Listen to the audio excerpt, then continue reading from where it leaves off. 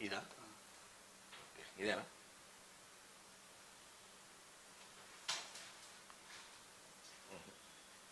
ఇదా?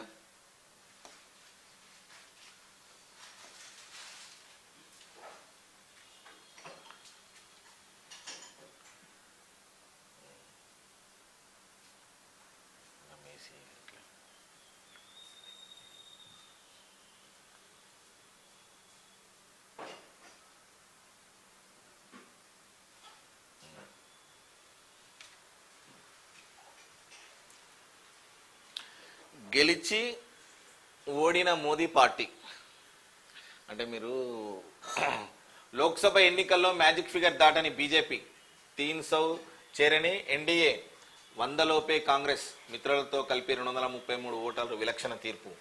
ఏపీలో టీడీపీ కూటమి ఘన విజయం, జగన్ భావోద్వేగం, రాజీనామాను ఆమోదించిన గవర్నర్. ఒడిశాలో ఓడిన నవీన్ పట్నాయక్ శకం, తెలంగాణలో జాతీయ పార్టీలకే దక్కిన ఎంపీ సీట్లు. కాంగ్రెస్ బీజేపీలకు చెరో 8, హైదరాబాద్ మజ్లిస్కే బీఆర్ఎస్కు దక్కని లోక్సభ స్థానాలు. డిపాజిట్ కూడా రాలేదని వేసుకోవాలి వాస్తవానికి. ఎందుకంటే ఇది వేసుకోవడం మీ దాంట్లో, ఇది వేసుకుంటే ఇజ్జత్ పోతుంది, మీరు వేసుకుంటే ఇజ్జత్ పోతుంది. కాబట్టి డిపాజిట్ కూడా దక్కాలి. 7 స్థానాలలో డిపాజిట్ కూడా లేదు కాబట్టి అట్లా వేసుకోరు అన్నట్టు. అయోధ్య సీటులో 45,000 ఓట్లతో బీజేపీ ఓటమి. రాయబరేలీ, వైనాడ్ 2 చోట్ల గెలిచిన రాహుల్. ఇండోర్ బీజేపీ అభ్యర్థికి 11.75 లక్షల రివార్డు మెజార్టీ. ఓటమి పాలైన స్మృతి, మేనక, అధీర్ రంజన్ దిగ్విజయ్. చెన్నై సౌత్ బరిలో భంగపడిన మాజీ గవర్నర్ తమిళసై అయితే కూడా భంగపడ్డది, ఓడిపోయింది. సో ఇంకొకటి ఏంటంటే విషయం ఏంటంటే రేవంత్ రెడ్డి అన్న మీరు ఎంతసేపు టీఆర్ఎస్ ముందొక్కాలని చెప్పేసి చూస్తారు. అది మంచిదే, తొక్కూరి కాదంటలేము. బట్ మీ పార్టీ మీద కూడా మీరు కాన్సన్ట్రేషన్ చేయలేకపోయారు. ప్రచారాలే కావచ్చు, ప్రజలకి లీడర్లే కావచ్చు, పోలేకపోయినరు. ఎందుకు అని అంటే మీ ఓట్లు కూడా అక్కడ బీజేపీకి పడ్డాయి. కాబట్టి ఏమైందంటే ఎంతసేపు టీఆర్ఎస్ మీదనే కాన్సన్ట్రేషన్ పెట్టేది, కానీ మా పార్టీకి ఓట్లు వేయని మీరు ఎన్నడూ అడగలే. ఆ పార్టీ ఇట్లా అన్నారు. సరే మంచిదే, పోయిందో కాడికి బొందల పడ్డది, అది టీఆర్ఎస్ పార్టీ బొంద పెట్టింది ప్రజలు, అది మంచిదే. కానీ అది కూడా కరెక్ట్ కాదు. ఇంకొక విషయం ఏంది అని అంటే గురువు శిష్యులు ఇద్దరు కలిసిండ్రు.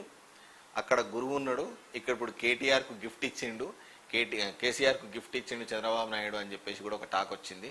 సో అది ఎంతవరకు నిజమనేది కూడా తెలియదు.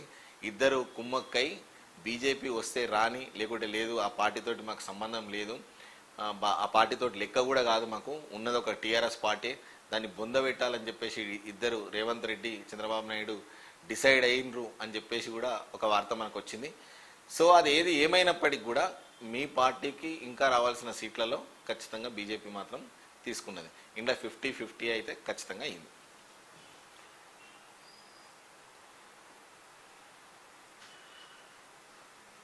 ఫినిక్స్లా తిరగలేం. పార్లమెంటు ఫలితాలను నిరాశ చూపాయి. ఎట్టి పరిస్థితుల్లోనూ కుంగిపోయేది లేదు. ప్రజా సమస్యలపై పోరాడుతూనే ఉంటాం. 24 ఏళ్లలో ఎన్నో ఎత్తుపల్లాలు చూసాం. 2 సార్లు ప్రభుత్వాన్ని ఏర్పాటు చేశాం. BRS working president KTR. ప్రజల బాగుబోగులు చూసినుంటే, ప్రజలలోకి మీరు వెళ్ళినుంటే ఇయ్యాల నీకు గతి పట్టేది కాదు. ఇయ్యాల ప్రజలు వాస్తవానికి నువ్వు ఇయ్యాల బిచ్చగాని పోయినావు. ఎట్లా బిచ్చగాని పోయినావు అంటే షిప్పిచ్చిరు తెలంగాణ ప్రజలు నీకు. డబ్బున్నోడు గొప్ప కాదు, నీ దగ్గర డబ్బు ఉండొచ్చు, అది సెకండరీ. బట్ ప్రజల తీర్పు ఏం చేసిరంటే నువ్వు బిచ్చగాని బిడ్డ అని చెప్పేసి చేతుల చిప్పబెట్టిరు కేటీఆర్, నీకు చేతుల చిప్పబెట్టిరు నీకు. అది మర్చిపోకు, అది మాత్రం మర్చిపోకు. ఎందుకు అంటే డబ్బు ఎంతైనా సంపాదించవచ్చు, రావచ్చు, పోవచ్చు, అది సెకండరీ. బట్ ప్రజలల్లో మనసులు దోచుకునేటోళ్ళు చాలా తక్కువ మంది ఉంటారు. ఆ తక్కువ మందిలో మీరు ఇలా ప్రజల మనసులు దోచుకోలేకపోయారు. మీ తప్పిదం ఎక్కడున్నదో మీకు తెలుసు. అది పాపం లత్కొర్రావు కాన్స్టిట్యున్సీలా రఘునందన్ రావు పాగా అని వచ్చింది. ఇక లత్కొర్రావు అంటే మీకు తెలిసిందే కదా, హరీష్ రావుని లత్కొర్రావు అంటారు. ఆ లత్కొర్రావు కాన్స్టిట్యున్సీలా రఘునందన్ రావు పాగా వేసిండు.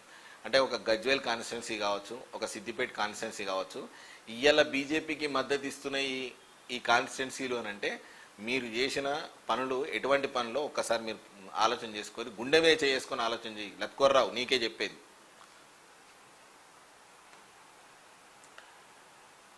నష్టపు టేరులు స్టాక్ మార్కెట్లు మోదీ షాక్.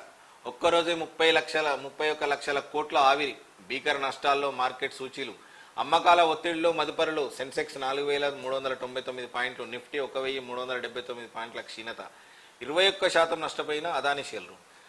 ఇక అంటే ఇప్పుడు ఇంతకుముందు కూడా చెప్పినాం మనము షేర్లది సెన్సెక్స్ మార్కెట్ ఒకటే దెబ్బకు ఒక రోజులో 30